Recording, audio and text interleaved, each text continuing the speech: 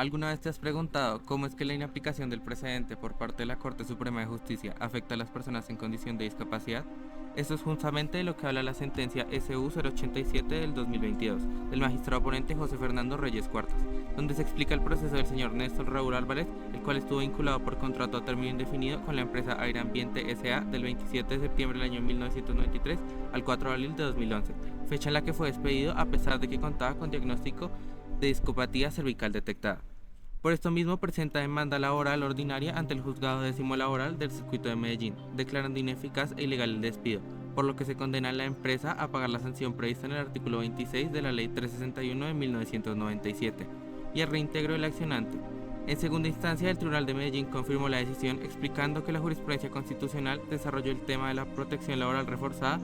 a favor de los trabajadores discapacitados calificados, que no solo aplica a los que tienen un rango de pérdida de capacidad laboral, sino que también a los que en desarrollo de sus funciones se deteriora su desempeño, limitándose a realizar sus labores en condiciones regulares sin que sea necesario la calificación que pueda determinar el porcentaje de discapacidad. Pero entonces, ¿cómo respondió la empresa? Aire Ambiente S.A. presentó recurso extraordinario de casación, argumentando que la causa de terminación del contrato no fue la discapacidad, haciendo que se interpretara de forma errónea los artículos 26 de la Ley 361 del año 1997, los artículos 4 y 8 de la Ley 776 de 2002 y del artículo 7 del Decreto 2463 de 2011, que se aplicara de forma errónea los preceptos 140 del Código Sustantivo del Trabajo y el artículo 13 de la Constitución. La Sala de Casación Laboral de la Corte Suprema casó la sentencia, declarando que, para aplicar el fuero de estabilidad reforzada, es necesario que se acredite la limitación física, psíquica o sensorial prevista en la Ley 361 del año 1997,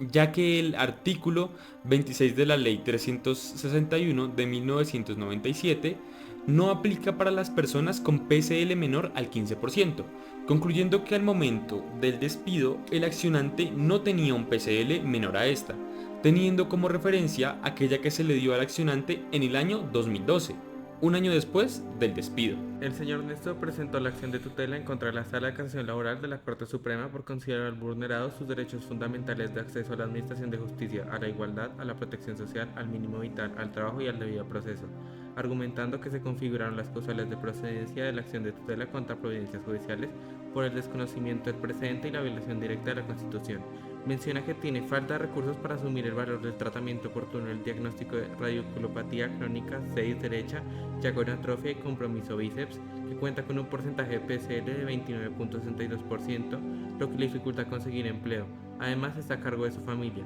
solicitando que se revoque la sentencia proferida por la Sala de Casación Laboral de la Corte Suprema. Ahora bien, la Sala de Casación Laboral argumenta que al momento del despido no existía la certeza de que su PCL fuera igual o superior al 15% y que el dictamen de la Junta Regional de Calificación de Invalidez de Antioquia establece este porcentaje hasta el 16 de noviembre de 2012, por lo que no es posible determinar que al momento del despido fuera igual o superior al 15%. Mientras que la Sala de Casación Penal de la Corte Suprema negó el amparo en la primera instancia, argumentando que la discrepancia del accionante frente a la Corte no habilita la interposición de la acción, ya que es un mecanismo excepcional y no fue diseñado como una instancia adicional. En segunda instancia, la Sala de Casación Civil de la Corte Suprema confirma la decisión de primera instancia, indicando que la decisión adoptada por la Sala de Casación Laboral no fue infundada arbitraria, sino que está bien fundamentada en los artículos y sentencias que mencionamos previamente. La Sala Plena entiende que en este caso lo principal a resolver es la presunta vulneración del derecho al debido proceso y su incidencia en la violación al derecho a la estabilidad laboral reforzada, llevando a que se plantee el problema jurídico como: vulneró la Corte Suprema de Justicia el derecho fundamental al debido proceso, desconocimiento del presente y violación directa de la Constitución, y, consecuencialmente, el derecho a la estabilidad laboral reforzada al adoptar una sentencia conforme a la cual, para el amparo de la garantía de la estabilidad laboral prevista en la Ley 361 de 1997, es necesario que el trabajador pruebe, entre otras cosas, una pérdida de capacidad laboral superior al 15%. Para esto, la Corte divide la presentación de sus argumentos en tres partes: reiterar los requisitos de procedencia de la acción de tutela contra providencia judicial, estudiar el precedente de la Corte Constitucional sobre la garantía de estabilidad laboral reforzada y resolver el caso. Primero, en la sentencia C-590 de 2005, la Corte establece los requisitos generales y las causales específicas de precedencia de acción de tutela contra providencias judiciales, siendo los requisitos generales los siguientes. Primero, la legitimación en la causa por activa y por pasiva. Segundo, que la cuestión sea de relevancia constitucional. Tercero, haber agotado todos los medios de alcance judicial al alcance del peticionario. Cuarto, cumplir el principio de inmediatez. Quinto, si se tratase de una irregularidad procesal, la misma sea decisiva en el proceso. Sexto, identificar de manera razonable los hechos que generan la vulneración de los derechos fundamentales. Y por último, séptimo, que no se cuestione una sentencia de tutela de control abstracto, de constitucionalidad o una sentencia del Consejo de Estado de nulidad por inconstitucionalidad. También se mencionan las causales específicas de procedibilidad, las cuales son defecto orgánico, defecto procedimental absoluto, defecto fáctico, defecto material o sustantivo, error inducido, decisión sin motivación, desconocimiento del precedente y violación directa a la Constitución.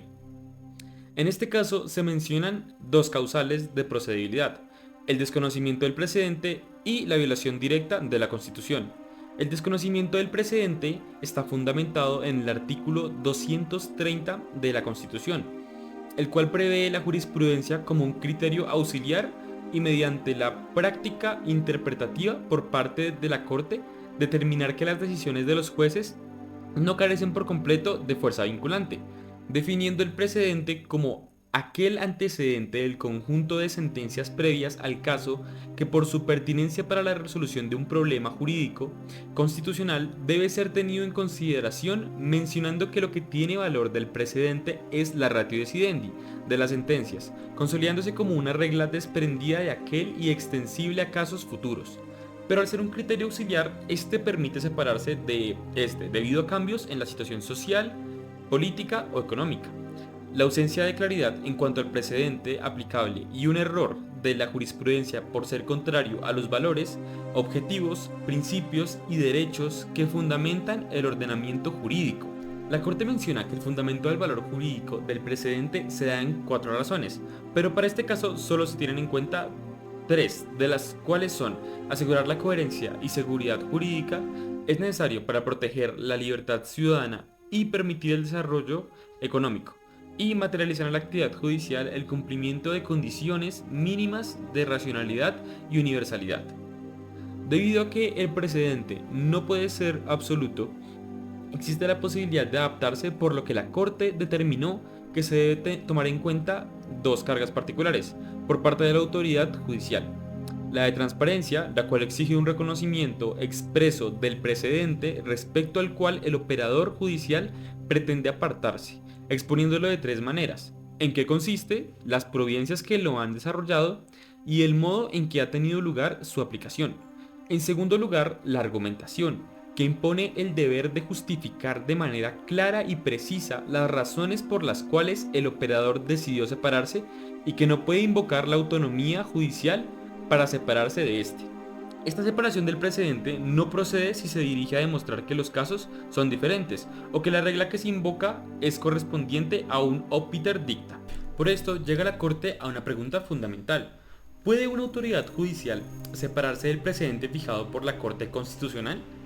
En la cual menciona que sí puede hacerlo, siempre y cuando cumpla con la doble carga de transparencia y argumentación.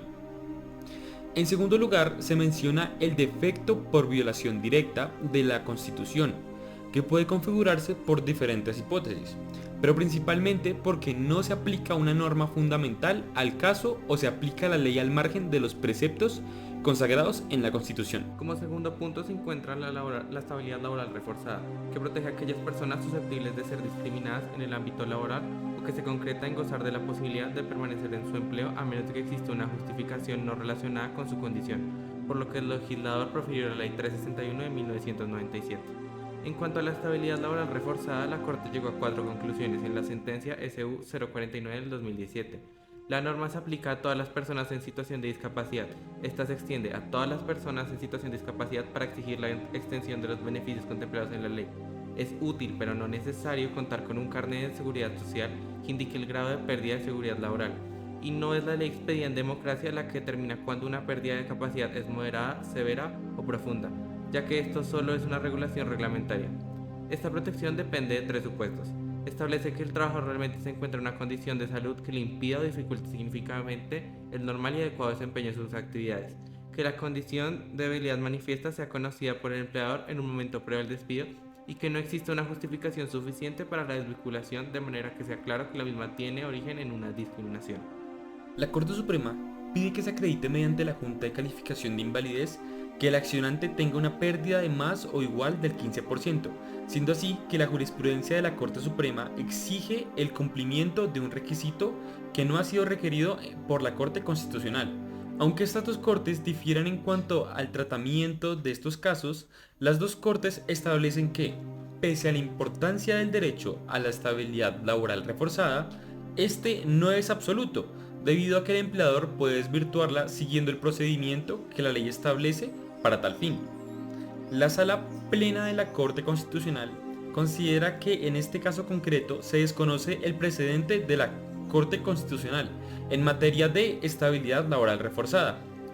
de trabajadores en debilidad manifiesta, mencionando que la Sala Laboral de la Corte Suprema no cumplió con las cargas exigidas para separarse del precedente, al no tener en cuenta la carga de transparencia ni de argumentación mencionadas anteriormente. Por esto, la Corte resuelve: primero, revocar los fallos de la tutela del 3 de junio de 2021 de la Sala de Casación Civil de la Corte Suprema de Justicia y del 20 de abril de 2021 de la Sala de Casación Penal de la Corte Suprema de Justicia, y en su lugar amparar el derecho al debido proceso del señor Néstor Raúl Álvarez.